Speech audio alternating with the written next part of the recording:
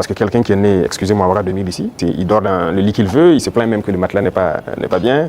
Le matin, il a le choix du petit déjeuner. À l'immersion, il dort par terre, sur la natte. Il comprendra qu'il y a d'autres Burkinabés qui dorment. Cette année, une reprise du dialogue social entre le gouvernement et les syndicats, après plusieurs années d'interruption.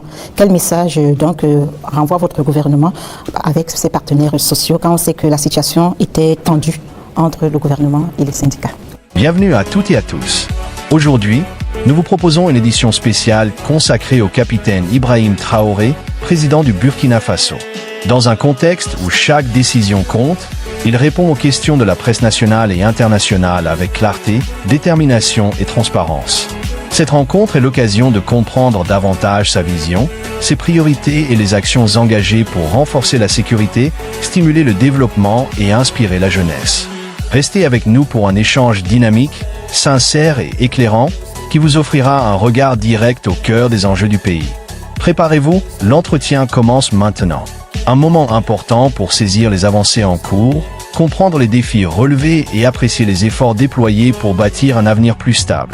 Surtout, abonne-toi et active la cloche de notification pour être informé de toute l'actualité. Bonsoir, chers confrères. Vous disposez également de 20 minutes pour échanger avec le chef de l'État sur la rubrique politique et société. Excellence, vous l'avez dit plusieurs fois, il faut de l'ordre et de la discipline pour le développement du Faso. Le recyclage des jeunes a déjà commencé. Comment enrôler les autres couches de la société? Voilà, très bien. Ce programme, c'est un vaste programme que nous n'avons pas voulu détailler. Mais j'en ai parlé une fois lors d'un de mes entretiens, qu'il y a un vaste programme en cours. Il faut commencer. En fait, les jeunes, c'est bien, mais ce n'est même pas eux notre cible, ce sont les plus petits. Les plus petits, c'est eux notre cible. Après la mort de Sankara, vous avez suivi, on a cherché tous les travailleurs des garderies. Certains même sont décédés, malheureusement. Mais les garderies se sont fermées. C'est le privé peut-être qui se débrouille, qui ouvre quelques maternelles et tout. Et bon, l'école est devenue autre chose. Vous savez, si vous voulez une société qui va être combative et compétitive demain, il faut miser sur les enfants. Aujourd'hui, moi j'ai séparé les deux ministères pour que le ministère de l'enseignement de base prenne en compte ce volet. Vous voyez, on a lancé dans le concours normaux beaucoup de recrutement pour l'encadrement de la petite enfance, mais on vient de lancer encore de manière exceptionnelle ceux qui ont déjà été formés, qu'on veut recruter pour que cette année on commence un certain programme. C'est eux la cible et on va y arriver. Nous avons un programme pour que on puisse commencer une certaine éducation patriotique civique au niveau des plus petits. Et une fois que c'est ancré là-bas, nous avons de bons citoyens demain. La jeunesse aussi, on le fait avec les bacheliers, on les a fait rentrer en immersion. Ils avaient peur au début, mais je pense qu'ils ont compris beaucoup de choses. Ils doivent être plus solidaires, humbles, ils doivent comprendre le Burkina. Parce que quelqu'un qui est né, excusez-moi, à 2000 ici, qui est dans, voilà, il dort dans le lit qu'il veut, il se plaint même que le matelas n'est pas bien. Le matin, il a le choix du petit déjeuner, ce qu'il veut. À l'immersion, il dort par terre, sur la natte. Il comprendra qu'il y a d'autres Burkinabés qui dorment par terre. À l'immersion, il n'a pas le choix du petit déjeuner. S'il y en a, il y en a. S'il n'y en a pas, il mange ce que les autres mangent. Déjà, dans sa tête, il comprend qu'il y a deux faces du Burkina Faso. Et j'ai dit à l'immersion de les priver. Il y a des jours, ils auront 2 repas, des jours 1 repas et des jours sans repas. J'espère qu'ils l'ont fait. C'est pour qu'ils comprennent la vie.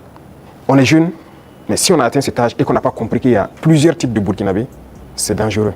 Il faut que les jeunes comprennent qu'il y en a qui n'arrivent même pas à s'offrir un repas. Et quand lui va dormir avec la faim, toute une journée, il n'a pas mangé. Vous croyez que si demain, on le confie une responsabilité, il va toujours avoir en tête, ah, si moi je dilapide l'argent et qu'il y en a qui n'ont pas mangé, c'est la conscience qui va le gronder. Donc ce sont des épreuves qu'on les fait faire. C'était 45 jours que j'avais programmé, mais à cause des inscriptions, j'ai dit de faire 30 jours. Mais les prochaines échéances, j'espère qu'on ira à 45 jours. Donc les futurs bacheliers et brevetés doivent se préparer à affronter ça. Et le programme va continuer à s'enrichir, c'était la première expérience. Mais nous espérons pouvoir changer, même les jeunes, leur mentalité. Et, Excellence, en Conseil des ministres, la décision de réformer la loi agraire et foncière, le statut des chefs coutumiers et traditionnels avait été adopté. Quelles sont les motivations? La réforme agraire était nécessaire. Vous savez combien de conflits sont nés dans cette question de terre?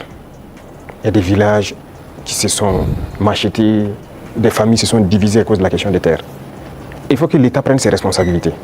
Mais si vous hésitez, parce que vous avez peur de déclarer ça, que des gens vont se sentir frustrés ou pas, c'est pourquoi la révolution est la bienvenue. Il faut décider à un moment donné d'arrêter tout ça. Il y avait combien de promoteurs immobiliers au Burkina en 2010? Je ne pense pas, ça ne vaut pas une vingtaine. Subitement, en 2015, on en a plus de 200. Ils ont payé les terres partout, ils partitionnent. Ils vendent, ils revendent, ils ont pillé les terres et c'est dangereux. Actuellement, nous avons une application C4 qu'on vient de lancer, on est en train de réenregistrer. Mais ce qui se passe, c'est terrible. Même les parcelles dans les villes, les gens vendent et revendent à plusieurs personnes parce que ce n'était pas digitalisé. C'est un gros registre. Vous pensez que quelqu'un peut fouiller des registres, voici le numéro de la parcelle appartient à telle personne, donc toi tu es allé acheter, c'est pas... Donc il y a beaucoup de doublons et ça crée des conflits. Et pendant que ces politiciens-là faisaient ça, ils sont là dans des conférences, des trucs, que cohésion sociale. Vous ne pouvez pas faire de cohésion sociale en divisant les gens sur la terre. Voilà pourquoi on a décidé de prendre nos responsabilités, d'arrêter ce massacre-là et voilà, la terre appartient à l'État. Et désormais, on fera tout pour équilibrer au maximum voilà, la situation et que les gens ne se sentent pas lésés. Pour la chefferie coutumière, c'est pareil. Cette loi est là il y a longtemps. Il y a très longtemps, sinon c'est qu'on m'a dit, mais personne ne veut.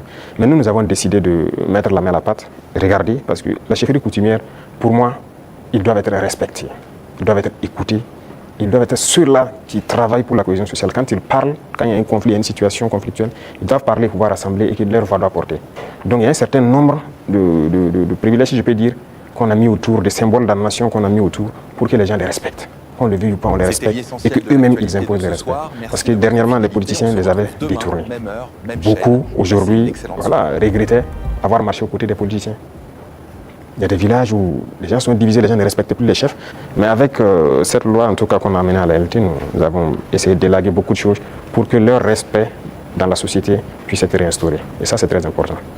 Excellence, la lutte contre le terrorisme affecte notre tissu social avec des soupçons d'exaction communautaire. Le vivre ensemble est menacé par endroits. Comment amener les Burkinabés à renouer avec les valeurs cardinales telles que la solidarité, le civisme et la cohésion sociale? Je pense que ces valeurs sont en train de revenir toutes seules. Au contraire, la guerre a forgé aussi à ce que les gens comprennent beaucoup de choses et les gens commencent plus à s'unir. Vous savez, les inégalités sociales créent plus de problèmes de cohésion sociale que le terrorisme.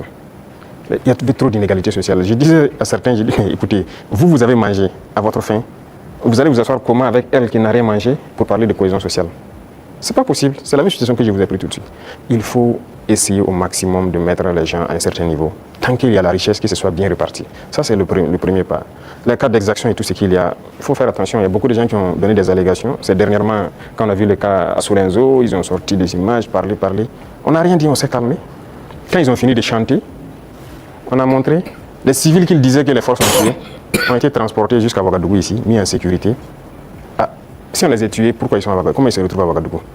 Souvent, c'est fait à dessein, ils inventent tout ce qu'ils veulent inventer avec leurs ONG, leurs médias et tout. Mais on laisse, quand ils finissent, on montre la vérité. Voilà. Les terroristes ont pris des civils comme boucliers humains, certes, mais les forces ont pu faire la distinction. Et après le combat, ils ont rassemblé des civils à Solenzo. On a dépêché les moyens nécessaires pour les transporter, venir. Et ils ont été présentés devant tout le monde. Ce sont des centaines de civils.